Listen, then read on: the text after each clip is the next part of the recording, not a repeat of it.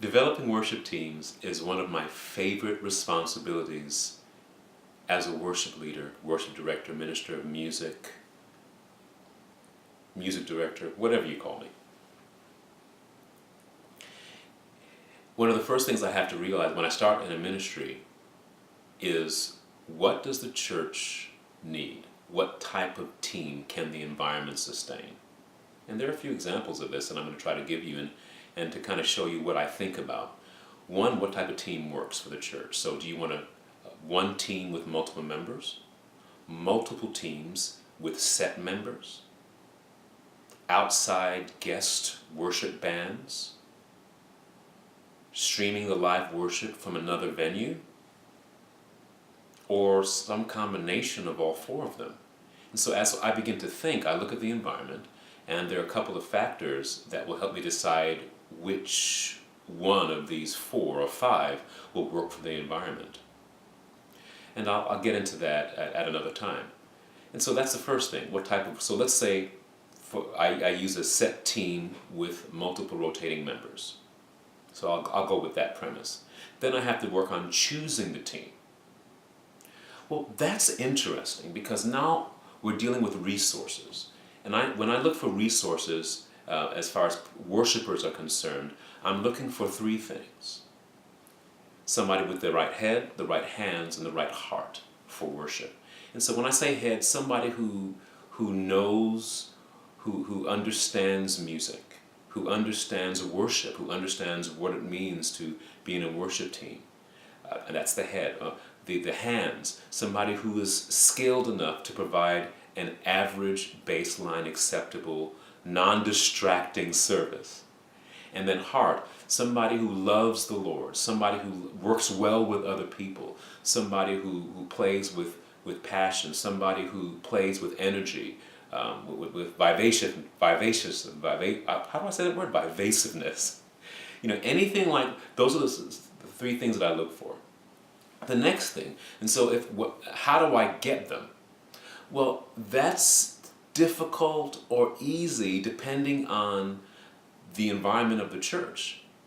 If I'm in a large mega church, oftentimes it's simply a matter of auditioning and scheduling. Usually, you have 1 in 10 musicians will actually be able to make it on top of the platform. And if you have more than 1 in 10, then you're blessed, and now you have a more strict rotation of musicians. I'll give you an example. One church that I went to had 120 vocalists to choose from. So you know that they actually had an interesting way of working out who was on. And oftentimes in those settings, it's if you get a chance to serve and not when. And so if you're in that situation, praise God. Picking out a worship leader, a worship director, worship team should be a lot of fun. You have 50 bass players, 50 guitar players, 50 drummers, and a bunch of vocalists who want to sing. Praise God. So for you, it's a matter of auditioning and scheduling. If you're in a situation where you have limited vocal resources, limited band or instrumental resources, then there are some options. If you have vocalists, then you can get canned music, canned tracks of worship songs, and some churches do fairly well using that format. And you just stream them one right after the other, with maybe some music in between or nothing in between. And for some churches who just have vocalists, that seems to work. If you happen to have great bands but no vocalists, then you kind of in a little difficulty. You're in a little difficulty there. You have to find someone who can lead the people in worship with their voice. One of the ways to do that is, if you don't have it, then you may need to hire it or buy it, a worship leader of some sort who can sing and then who can train up voices. Now, when I say train up voices, that's easy to say, but it takes years to develop a good vocalist. And so when I say train up, that means find somebody who can sing and then teach them how to take their craft and transfer it to to what a worship leader would mean. So you need a heart for. I went over it at the beginning. You need head, hands, and heart. So whichever one that person doesn't have, you have a pretty short time to get them ready to serve the people of God. And if you don't have either, you don't have singers or band members, and you're doing worship, then maybe the last option of streaming worship from another source might be something you want to do. A lot of churches will record their worship services, and you can actually use that as part of your worship. Now, whichever one works for you, whichever one you choose, you can buy it, actually. You can hire a worship band, hire a praise team. A lot of the churches, especially those who deal with choral music and have a classical music base, will have hired section leaders, hired soloists, as well as a hired orchestra, because this is highly specialized, and they'll use them to provide the worship for Sunday or Saturday or whatever day you choose to worship.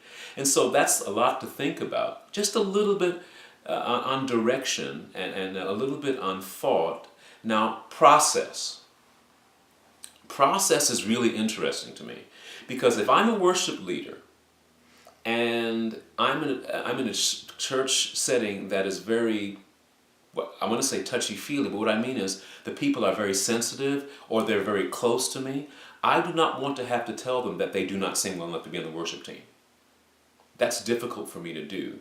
I've done it, and it's some people have left the church. And so I really want to avoid that. One of the best ways that I like to work that out is to hire a separate panel and have maybe bi-monthly or 3 times a year or quarterly, however, whatever works for that environment, worship auditions, and have a separate panel that chooses the team based on the parameters that I've picked. That way, no one can say that their worship leader told them they weren't good enough. And that kind of helps in settings that are very sensitive with artists that are really touchy.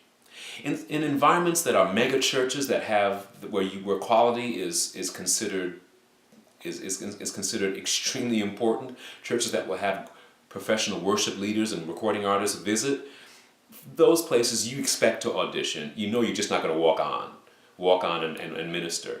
So those things, there's not much of a need for a worship auditioning panel as in an environment that's closer, a small church environment where that could be bad. If you can't do that, then you just have to bite the bullet and you have to say, brother, sister, this ministry is not for you. Maybe God has something else for you. And you have to deal with the fallout and know that there's going to be fallout. Musicians are very sensitive. And so that's basically two of the main things that I deal with. What type of team you'd like, and then how to get them in the pulpit.